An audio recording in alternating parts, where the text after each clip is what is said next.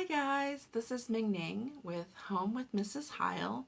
I'm here to show you guys a really easy way to make cheap and reusable plant labels.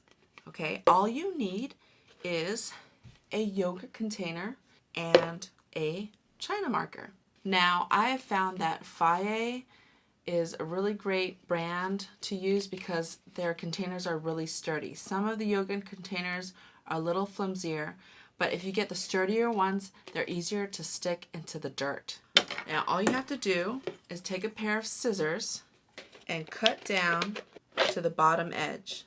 Now I like mine about 1 inch thick, and what I do is I cut all the way down to the bottom, and then this strip becomes 2 labels, and I just cut it at a slant. And voila! I have 2 plant labels, and they're slanted, so they're really easy to stick into the dirt. One mistake I made is that I made them really short and tiny so that I could get more out of one container.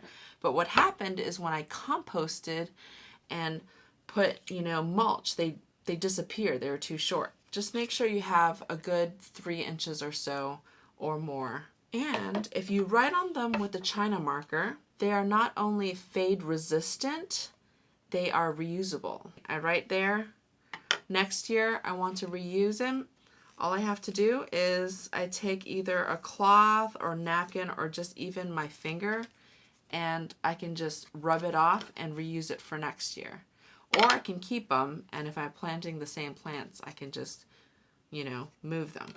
Now, if you're going to use a permanent marker or other types of ink pens, they tend to fade in the sun. They do have special garden markers, but those are, $7 to $10 each. And these are cheap. They're only a few dollars for a packet of 12. You can't really go wrong. So you just write on there, and there you go. Cheap, easy, reusable plant labels.